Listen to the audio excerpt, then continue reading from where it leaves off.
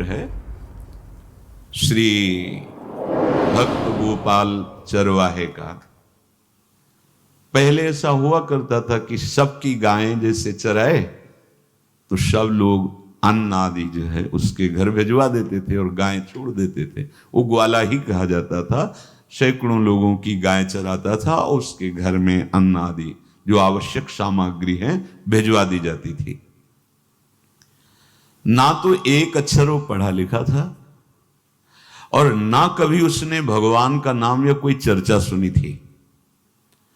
उसके कोई परमार्थ से संबंध ही नहीं था। बस गाय चराते थे, जंगल में रहते थे, पत्नी भोजन पहुंचा देती थी और परिवार चलाने के लिए गांव के लोग दे देते थे अन्न, क्योंकि सबकी गाय चराते थे। ना तो उसको किसी धर्म का ज्ञान था, ना किसी साधना का ज्ञान था। एक दिन देखा जंगल से एक मंडली जा रही संतों के। ओ श्री राम जय राम जय जय राम, श्री राम जय राम, ऐसे कीर्तन। संत जन पहले मंडली बना के चलते थे तो नाम कीर्तन पद कीर्तन ऐसे। उसको बड़ा आनंद आया। उसको लगा कि इतने झूम झूम कर संत जन गा रहे हैं, किसी से बात नहीं की, पकड़ लिया। अब पूरा तो नहीं, बस उतना राम राम राम राम ऐसे करने लगा।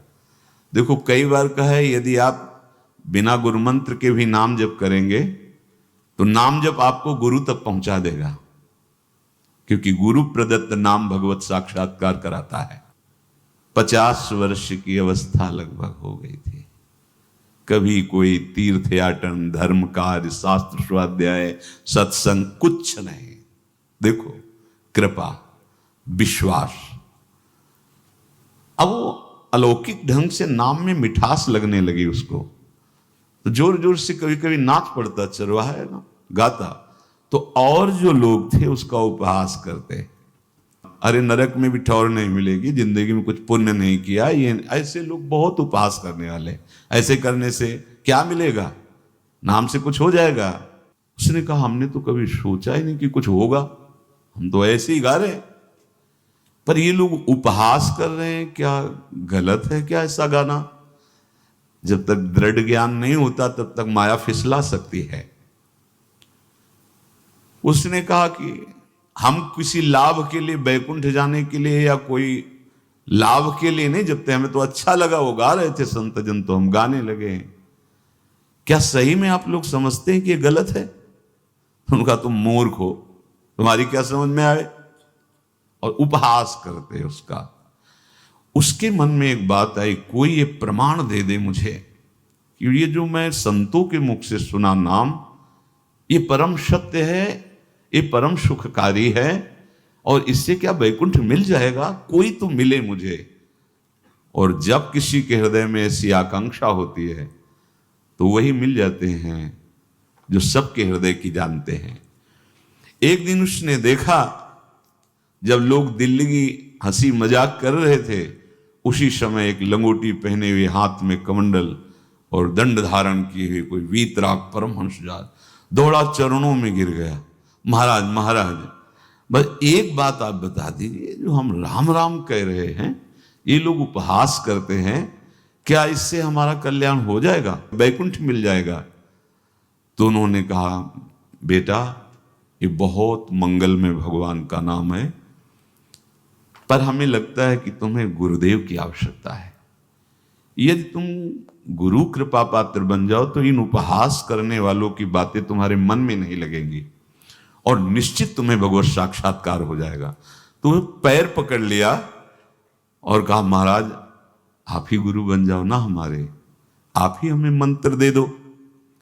तो उन्होंने कहा हम तो तीर्थ यात्रा में हैं, ऐसा हम नहीं कर सकते, पर यदि तुम भगवान से प्रार्थना करोगे तो तुम्हारे कल्याण के लिए सदगुरु प्राप्त हो जाएगा। इसलिए जैसे कोई पूछते हैं किसको सदगुरु बनाऊं, तुम कहते किसी को नहीं, पहले भगवान को मानो, श्री हरि को, जगत गुरु श्री कृष्ण को, फिर उनसे प्रार्थना करो कि यदि आप आवश्यक समझते हो कि सदगुरु के रूप में आप आकर के हमारा कल्याण करेंगे तो मुझे पहुंचा दो, या आप स्वयं आ जाओ। मैं नहीं खोज कर पाऊंगा, मेरी वो दृष्टि नहीं है कि मैं किसी महापुरुष को पहचान सकूं। मैं तुमसे सत्य कहता हूं, सदगुरु की जो शरण में हो गया तो उसके जीवन नौका की डांट सदगुरु अपने हाथ में ले लेते हैं। फिर उसको कोई भय, कोई उपहास, कोई लज्जा नहीं सताती। वो सुख पूर्वक इस दुखद अपार संसार समुद्र से पार हो जाता है। पर बेटा, तेरे ऊपर भगवान की बड़ी कृपा है, क्योंकि तू संतों को मानता है। तू मेरी बात पर विश्वास कर ले, अंदर से तू एकांत में रो, तुझे सदगुरु मिल जाएंगे। अब ऐसा कहकर वो अपने राह में चले तीर्थ यात्रा के लिए। अब वो खोजता, एकांत में बैठकर देखता, कभी कभी वो पेड़ पे चढ़ जाता कि कोई संत तो नहीं आ रहे हैं। अब उसके लिए वहां भोजन पहुंच जाता, पाता, गाय देखता और बस खोज करता कि सदगुरु आ जाए, सदगुरु आ जाए। बहुत समय व्यतीत हुआ, पर उसका विश्वास नहीं टूटा कि संत ने कहा था कि तुम भावना करो कि सदगुरु आ जाएंगे।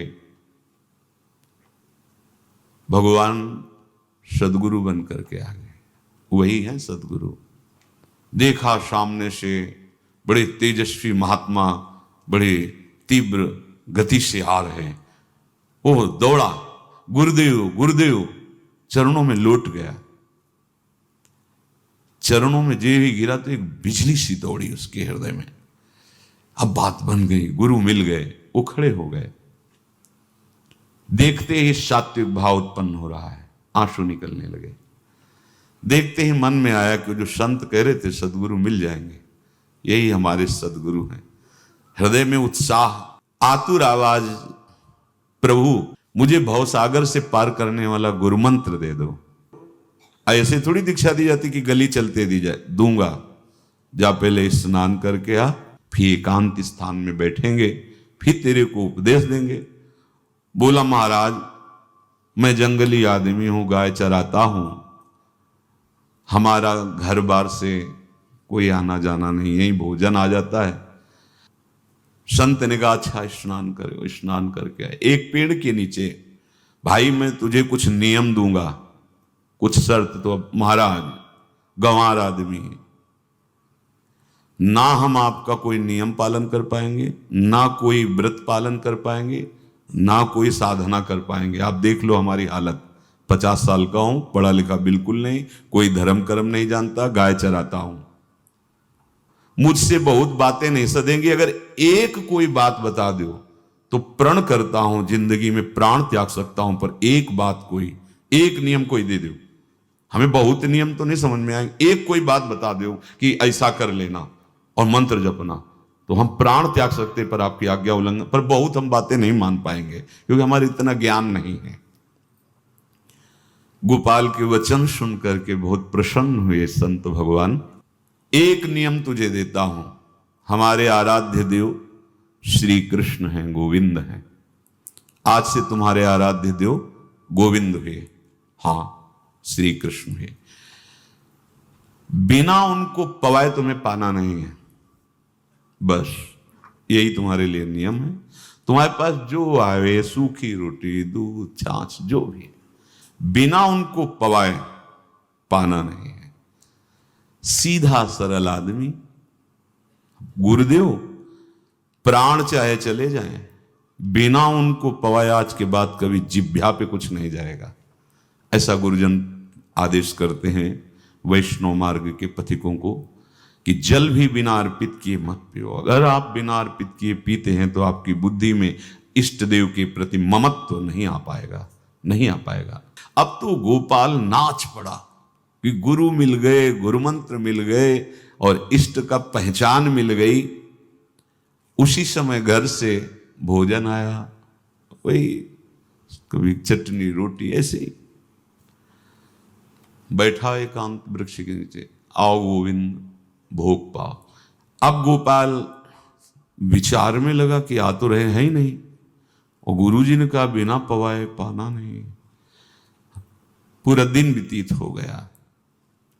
गुरुजी कह रहे थे घट घट में विराजमान भगवान है तो कहीं से भी प्रकट हो सकते हैं, तो अंदर मंत्र जपता हो, कहता आओ भगवान, पाओ आके, नहीं आए।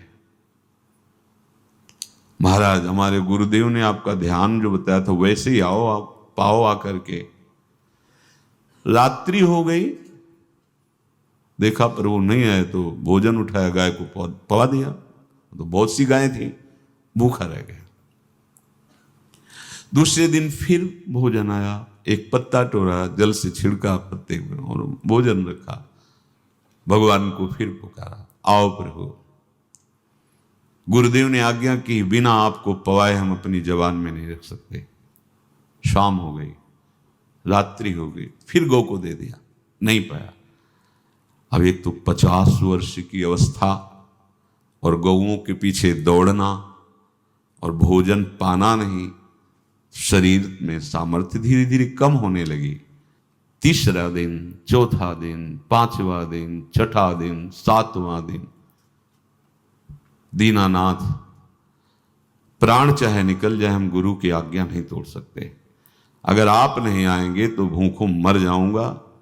पर हम ये बात देखो, ये बात चरवाहा है, कोई साधना पूर्व की नहीं। गौ सेवा के प्रताप से उससे संतों में प्रीति हो गई, नाम की कृपा से, गुरु की कृपा से नामी की प्राप्ति की चाह। ऐसे कई दिन व्यतीत होते गए, अस्थि मात्र होए रहे शरीरा। पूछते कि क्या बात है, भोजन तो हम रोज लाते हैं, आप रोज लेते हैं, क्या पाते नहीं? आपका विषय नहीं। शिक्षा मिलती है, अपने गुरु उपदिष्ट साधन को किसी से बताना नहीं चाहिए। गुरु उपदिष्ट साधन जब तक सिद्धावस्था ना पहुंच जाए तब तक गुप्त रखा जाता है। जो जैसे आप सत्संग सुन रहे हो, इसमें कोई वचन आपको लगा, पकड़ लिया, अब वो जीवन में तभी बोलना है जब उसका प्रभाव हमारे जीवन में आ जाए। नहीं, ऐसे नहीं बोलना, नहीं तो निकल जाएगा। और अगर रोक लिया तो मंथन करेगा अंदर और आपको उसमें स्थित कर देगा। एक भी शब्द नहीं बताया कि हमारी गुरु दीक्षा हो गई, गुरु जी ने कहा था पवा के पाना, और इतने दिन हो गए भगवान तो आ नहीं रहे, इसीलिए हम पा नहीं रहे, तो हमारी ये दशा है। देखो आज का समय ऐसा है कि प्रगट में सब इंद्रियों के पोषण की व्यवस्थाएं भगवान दी, चाहे गृहस्थ हो चाहे विरक्त हो, लेकिन क्या हमारे अंदर निष्ठा है ऐसी? सबरी जी जब उनके गुरुदेव पधारने लगे तो चरणों में रो के गिरे कि प्रभु, इस पूरे विश्व में मुझ अधम को सिर्फ आप ही प्यार करने वाले, आप ही ने दुलार करके मुझे रखा, नहीं सब जगह ठोकर मिलती, कोई भी संत महात्मा हमारी तरफ देखना नहीं चाहते, और प्रभु आप जा रहे हो, आप कैसे जीवन? जानते हो क्या कहा? हम तो भजन के प्रभाव से भगवान के धाम जा रहे हैं बेटा, भगवान स्वयं चलकर तुम्हारे पास आएंगे। सबरी जी बहुत वर्षों तक कभी गुरु के वचनों पर अविश्वास नहीं हुआ, क्यों कहते थे भगवान आएंगे, रोज पावड़े डालती हूँ, सोहनी लगा के जल छिड़कती हूँ, रोज लगता है फुसला तो नहीं दिया गुरु जी ने? नहीं, गुरु के वचन भगवान आएंगे। शायद ऐसा वर्णन की शास्त्र हजार वर्ष सोचो जरा, और भगवान आए और सबरी को निहाल किया। ऐसे हो गुरुदेव ने कहा है भगवान आएंगे, जब तक वो ना पाएंगे तब तक हमने कहा है कि और उनका उद्देश्य अलग था कहने का कि आप भगवान को भोग लगा के पाइएगा और भजन कीजिएगा तो मंत्र के प्रभाव से तुम्हारे मानस पटल पर भगवान दिखने लगेंगे। ऐसा होता है, पर वो सीधा आदमी सीधा समझा, जब तक भगवान नहीं पाएंगे तब तक हमें नहीं पाना। 18 दिन बीत गए, कुछ ना खाना न पीना। गोविंद भी देखते हैं, बाल भक्त ओम प्रकाश जी महाराज यही अपने चामुंडा के पास से उधर, बहुत नामनिष्ठ महात्मा, बाल भक्तों में बहुत ही मानो प्रहलाद जी ही हैं। जैसे प्रहलाद जी नामनिष्ठ भगवान निष्ठ, घट घट में भगवान को देखने वाले, ऐसे श्री ओम प्रकाश जी बाल भक्त। बड़े बड़े महापुरुष गए, हरि बाबा, उड़िया बाबा, सब बस वो यही कहते कि ये श्री कृष्ण का आदेश है। फिर शायद 50 के भी ऊपर दिन गए थे, ऐसे 70 दिन तक उस महापुरुष ने कुछ नहीं खाया, सशरीर अंतर्ध्यान हुए। आज समाधि उनकी बनी। हे, जब महत्व भगवान का जग जाता है तो शरीर का महत्व नहीं। अच्छा, प्राणनाथ जब प्राणों का पोषण कर रहे हैं तो अन्न में भी तो प्राणनाथ की ही दी हुई शक्ति है, तो बिना अन्न के भी उनका पोषण हो रहा है। पर ये भागवती का आदेश से, मनमानी करने से नहीं। मनमानी करने में फिर मार्ग रुक जाएगा। भगवान आदेश करते हैं अपनी वाणी से, युक्ताहार विहार से, उचित आहार विहार, वो तो भगवद आदेश होता है। 18 दिन बीत गए। 19वें दिन जब भोजन आया तो पेट की आंतें सब सिकुड़ गई थी। वैसे ही 50 वर्ष के थे, आंखें धस गई थी, उठने की ताकत नहीं। पत्नी ने फिर कहा कि आप कुछ तो बताइए कि क्या आपको कोई रोग हो रहा है? आप भोजन नहीं पा रहे, मैं रुक जाऊं यहीं आपकी सेवा के लिए, या आप घर चलिए?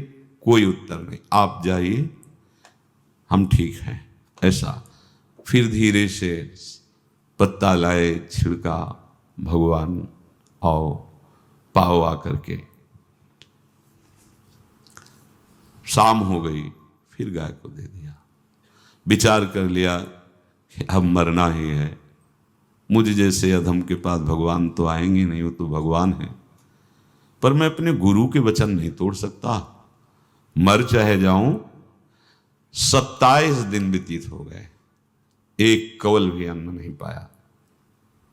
न चलने की शक्ति थी, न पत्ता लाने की शक्ति थी, न जल छिड़कने की शक्ति थी। जिस पात्र में भोजन लाई थी, लेटे ही लेटे खोला और कहा, प्रभु मुझे पता है वो आप इस शरीर से नहीं मिलोगे, पर आप जान लो मैं अपने गुरु की आज्ञा का उल्लंघन नहीं करूंगा। ये मतलब जितने महान हुए हैं सब निष्ठाओं में निष्ठावान हुए हैं। अपने लोग फिसड्डी हैं, जरा सा कोई दुख, जरा सा कोई सुख, फिसल जाते हैं। प्राण अनंत जन्मों की बिगड़ी 27 दिन क्या होते हैं? क्या होते हैं 27 दिन? अनंत जन्मों का जमा कूड़ा करकट भगवान साफ कर रहे हैं। ये जो तन्मयता, गुरु निष्ठा, जो प्राण भूख से व्याकुल, सब भस्म हो रहे हैं पाप अनंत जन्मों के। अनंत जन्म, जैसे हम सोचे कि भगवान इतने निर्दयी कैसे हैं? नहीं निर्दयी, आत्मा को कुछ फर्क नहीं पड़ता। और शरीर ने जो किए हैं जन्म जन्मांतरों के, वो निष्ठा के कारण दुख नहीं पहुंचेगा। निष्ठावान को दुख नहीं पहुंचता, वो आपको दिखाई देगा दूर से, उसको दुख नहीं पहुंचता, क्योंकि निष्ठा का कवच है, वो कभी कोई भेद नहीं सकता। किसी भी माया के यंत्र में ताकत नहीं कि निष्ठा को भेद सके, उसी को निष्ठा कहते हैं, नहीं भेद पाई। 27वां दिन है। पति की दशा देख करके कहा, स्वामी अब तो आप कहोगे भी तो मैं नहीं जाऊंगी। हम आपकी दशा, इशारे से कहा, आज भर चली जा, क्योंकि उसको लग रहा था आज प्राण निकल जाएंगे। आज भर चली जा, फिर कल से जैसी तेरी आज चली जा। इशारे से, बोलने की भी सामर्थ्य नहीं थी। रणवीर एंड दीपिका को इस साल यानी 2024 में बेबी गर्ल हुई है, पर 2017 में ही एक एस्ट्रोलॉजर ने गोपाल के आंसुओं की धारा चल रही, पड़े पड़े धीरे से खोला जो भोग है, और अंतस्थल, आज बोल भी नहीं पा रहे, अंतस्थल से कह रहे, प्रभु अब चाहे आके पालो या लिवा जाके पवा देना, देख लो आप, आखिरी है, आके पालो या लिवा जाना और अपने यहां पवाना, क्योंकि हमारे यहां तो पाए नहीं आप। बड़े प्रेम से अंदर से आवाज आई, गोपाल। आंख खुली, क्योंकि बोलने की हिम्मत ने, ये अंदर से प्रार्थना की थी, गोपाल वो अमृतमय। गुरुदेव ने कहा था कि उनकी वाणी से अमृत बरसता है। एकदम आंख खुला, देखा वही पीतांबर, वैसे ही मोर मुकुट, वही मुरली, वही करधनी, वैसे नूपुर, वैसे ललित त्रिभंगी। गुरुदेव ने जैसा वर्णन किया था वैसा ही सुंदर रूप गोपाल के सामने। प्रभु मुखमंडल की मनोहरता देखकर निहाल हो गए। ए निहाल कर देंगे, थोड़ी पीड़ा सहना सीखो। सहत सहत बाढ़े भगति, ग्रह तन गुरु हितगार। गृह तन गुरु हित गार हार अपनी करिमा। सेवक जी कह रहे हैं, देखो, गृह तन गुरु हित गार हार अपनी कर, तन मन प्राण गुरु वचनों पर न्यौछावर, जो भी सहना पड़े सहूंगा। मिल गए प्रभु, प्रभु दूर नहीं है। प्रिया प्रीतम बहुत कृपालु हैं। मानो करोड़ करोड़ काम की सौंदर्यता को हे करते हुए प्रभु के लावण्य का प्रकाश हो रहा है। मनहारिणी मुरली, जैसे कहा था अधरों में वैसे अधरों में विराजमान। अच्छा, खास बात ये, ना कोई गाय देख पा रहे, नहीं कोई और चरवाहा देख पा रहा है।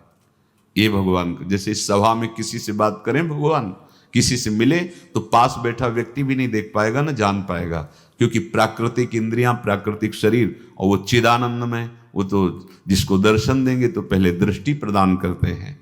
भगवान जिससे मिलते हैं पहले दृष्टि प्रदान करते हैं, तो गुरु रूप से दृष्टि प्रदान। ये जो अंतर में पुकारा ना, वो अंतर दृष्टि खुल गई, सामने देखा। इतना सुंदर विश्व मोहिनी भगवान श्री हरि का ललित त्रिभंगी रूप कि गोपाल की आंखें नहीं टिकी। इतना सुंदर रूप, आंखें भगवान के तेज के आगे बंद हो गई। जब भी बंद हुई तो देखा मानस पटल पर वैसे ही ललित त्रिभंगी। फिर खोला, देखा सामने भगवान मुस्कुराए, सामर्थ्य प्रदान की। देखो, अर्जुन के साथ ही तो खेलते हैं भगवान सखा भाव से, रथाक रहे हैं, लेकिन भगवान का विराट स्वरूप देखने की सामर्थ्य अर्जुन में थी क्या? दिव्य दृष्टि प्रदान की। फिर भी कांप रहे थे अर्जुन जी भगवान की दिव्य दृष्टि संपन्न नेत्रों से उस विराट महिमा को देखकर कांप रहे थे अर्जुन। ये तो माधुर्य रूप प्रभु का है। उसने मानो इशारा किया प्रभु को कि हमारी सामर्थ्य में मैं सकिल कर आ जाऊं, नजदीक आप आ जाओ। आ गए, अपना माथा प्रभु के चरणों में रखा, आंसुओं से भगवान के चरणों का प्रक्षालन कर रहा है। देखो, गांव का गाय चराने वाला ग्वारा, जिसको कोई धर्म कर्म का ज्ञान नहीं, कोई भक्ति का ज्ञान नहीं, कोई शास्त्र का ज्ञान नहीं, भगवान ने फिर उसको उठाया और अपने हृदय से, ज्यों हृदय से लगाया, हष्ट पुष्ट स्वस्थ सब, अंतर बाहर पूर्ण, कोई पीड़ा नहीं, कोई दुख नहीं, बिल्कुल तेजस्वी स्वरूप। भगवान की स्पर्श की महान सामर्थ्य है। बाली ने बहुत मारा ना सुग्रीव को, तो कर प्रसाद सुग्रीव शरीरा, जे इस पर सारी पीड़ा गई। भगवान अमृत सावी है, भगवान दिव्य चिदानंद भाव देने वाले हैं। अब तो सुरमुनि वांछित प्रभु की छाती से लपटा हुआ है। ये ऐसा ना सोचो कि ये कहानियां हैं, ऐसा नहीं। ये सत्य विषय आप भी प्राप्त कर सकते हैं, इसी के लिए रोज सत्संग होता है। जो भगवान से लिपट कर छाती में अश्रु की बूंदें, तो भगवान ये था माम प्रपद्यन्ते, भगवान की अश्रु बूंदों से गोपाल का अभिषेक हो रहा है। मानो सुदामा मिलन हो रहा है जैसे। भगवान को दैन्य बहुत प्रिय है। तभी भाई जी महाराज कहते हैं पद में कि बुद्धिहीन बना दो हे भगवान, हमें बुद्धिहीन बना दो। ये जो बहुत बुद्धि चलती है ना, इसके लिए दौड़ भाग है। नहीं, सीधे प्रभु हमारे हैं, हम प्रभु के हैं। नाम जप आश्रय भगवत प्राप्ति निश्चित। भगवान बोले, प्यारे गोपाल अब तू रो मत, देख मैं तेरे प्रेम में पगी हुई ये जो सूखी रोटियां हैं अभी पाता हूं। और भगवान बैठ गए और उसके घर की जो रोटी थी उसे, देखो मुझे त्रिभुवन का कोई भी भोग प्रसन्न नहीं कर सकता गोपाल, मुझे त्रिभुवन का कोई भोग प्रसन्न नहीं कर सकता। इस बात को समझो। जिनको ये भ्रम हो कि हम अधर्म से कमा के 56 भोग लगा के प्रभु को प्रसन्न कर लेंगे, तो ये बात सुनो। कह रहे मुझे त्रिभुवन का कोई भोग प्रसन्न नहीं कर सकता, मैं ऐसे ही अन्न की चाह रखता हूं। भगवान के वचन, जैसे दुर्योधन का महल का सब वैभव त्याग के स्वागत ठुकरा के और विदुरानी जी के हाथ का छिलका पाया। मैं ऐसे ही अन्न की चाह रखता हूं, भगवान कहते हैं, बलिहारी है। कभी प्यार से एकांत में रो के इनको पवाना सीखो। भले आप इतनी कटोरी में सब्जी 2 रोटी, और अगर दैन्य भाव से कि नाथ कहाँ आप और कहाँ, कैसे आपको पवाएगा। जो छवि है ना, ऐसे पंखा करते जाओ, ऐसे बीच बीच में जल पिला, देखो ना, ये था माम प्रपद्यन्ते तास्तते भजम। आप जैसा मानोगे वैसा ही वो व्यवहार करेंगे, पक्का समझ लो। गोपाल जो सच्चे हृदय से मुझे पुकारता है, मैं अवश्य उसको मिलता हूं। जो प्रेम पूर्वक मुझे पवाता है, मैं अवश्य उसका पाता हूं। पत्रम पुष्पम फलम तोयम ये में भक्त्या, भक्ति पूर्वक जो पवाया। भक्ति पूर्वक का मतलब दैन्य। अभक्त में अहंकार होता है, देखो ये किया मैंने, वो भगवान स्वीकार नहीं करते। वो आपका शुभ कर्म बन सकता है, अब वो भी धर्म से कमाई की है तो, पर भगवान की प्रसन्नता का हेतु होगा दैन्य।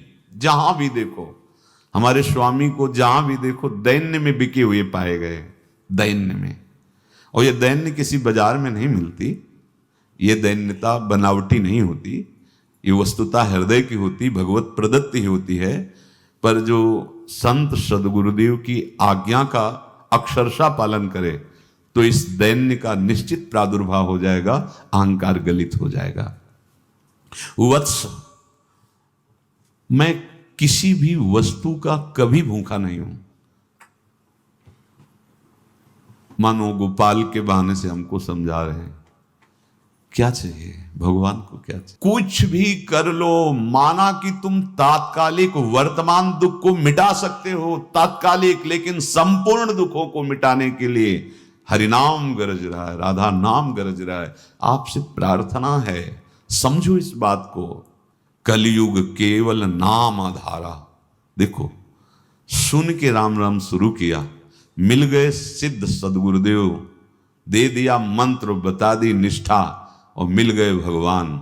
और भगवान कह रहे हैं, अब तेरे जीवन में कभी दुख का लेस नहीं रहेगा, तू अब घर जा, अब किसी की गाय चराने की जरूरत नहीं है। कुल परंपरागत तेरे लक्ष्मी बढ़ती रहेगी, तुझे कुछ करने की जरूरत नहीं। देखो, बड़े बड़े सोने के पहाड़ किसी सुनार ने बनाए क्या? प्रभु ने तो बनाया। भगवान हंसते हंसते समझ ही नहीं पाए और अंतर्धान हो गए। अभी गोपाल कुछ अपने मन भर के देख नहीं पाया था, कह नहीं पाया था, भगवान अंतर्धान हो गए। अब तो चिल्ला चिल्ला के रोने लगा और विवश होके आंख मूंदी तो देखा उसके मानस पटल पर छाए। अब तो राजी हो गया कि ये मेरे प्रभु ऐसी जगह विराजमान हो गए, कोई देख नहीं पाएगा, हम रोज बात करेंगे, रोज दर्शन करेंगे। नारायण या गौर श्याम को हृदय निकुंज बसइए। तो इसलिए धैर्य धारण करके, कितना भी कष्ट हो, अब पीछे मत हटो, फिसलो मत। माया अपने पार्षदों को भेजेगी। प्रभु का चिंतन छूटे वो कुछ भी स्वीकार नहीं।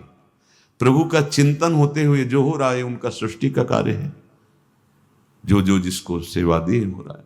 हमारा प्रभु का आश्रय अगर बदला किसी व्यक्ति का आश्रय या किसी अन्य का आश्रय, बहुत घाटा हो जाएगा। अपने इस मन को देखते रहिए कि प्रभु को प्रथम नंबर में रखता है या द्वितीय नंबर में। हमें तो लगता है हो सकता है चौथे